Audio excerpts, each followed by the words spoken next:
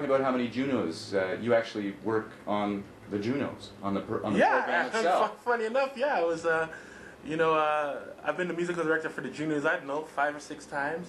So yeah, we do that show with Insight Productions, which is, you know, one of the main John Brunton. And he does the crew. Canadian Idol, which you're Idol, also. Deal or No Deal. Corner Gas, is that his too? No, he does Falcon Beach. Insight does Falcon Beach.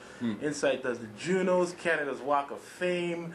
Man, the list goes on. They're basically the #1 television production house in the country. I'm fortunate enough to be hooked up with cats like Insight and John Brunton. And yes, and Canadian Idol is one of those. I actually kind of just so the audience knows, I made a character of Orin, and we did a spoof. Mascot, yes. We did a spoof of the Mike Bullard show when you were the co-host. Yes. And we did a takeoff. All of the characters in the audience were mascots, and you were the band leader as this mascot character. And afterwards, with your permission, I started showing up at the Canadian Idol events. Yes. And a lot of people kind of went, "Who is that guy?" Yeah. But it was my intent to let people know that Orin Isaacs is the wizard behind the curtain. Hey, I appreciate it, man. It's funny because the producers would be like, "Hey, Orin, do you know you got a mascot of you outside?" I was like, "Yeah, I do. Thanks for noticing." Yeah, and it was kind of neat the first time Ben Mulrooney came out and he said, "Who are you supposed to be?" And I said, "Orin Isaacs, the music producer." And he looks at me and he goes, "That's spot on." But you've got new glasses and you actually... Yeah, you know, we might have to update it a bit, you know what I mean? Took down the hair, new glasses, you know what I mean? Just updated the look a bit. Well, it's kind of like the Mike Bullard character I made. I think it was the chunky, hairy face version that I made of him. And he went on a diet and cut his hair, right? Cut his hair, you know what I mean? So now I've got to do new characters of you guys, the current ones. But in kind of in that vein, you have been behind the scenes everywhere. You've been on the series Catwalk. You've won a late night show. What was it?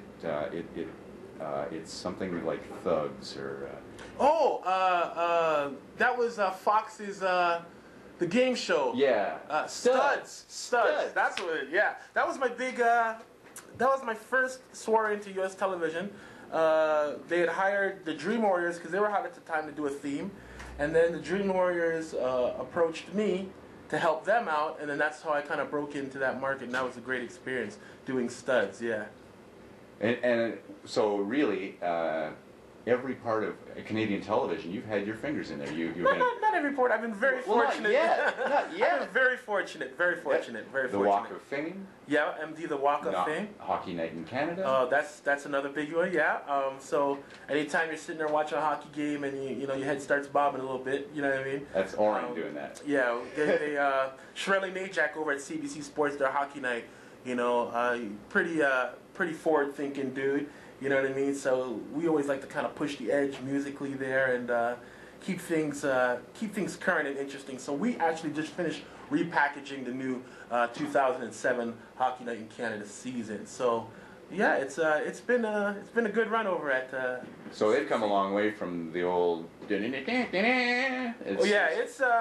quite different. We still pay homage and respect to the original theme, that Dolores did up.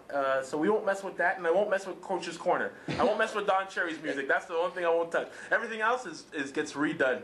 You know, put a new little flex on there. But yeah, those are the two I won't mess with. I won't mess with the theme, and I won't mess with Don Cherry.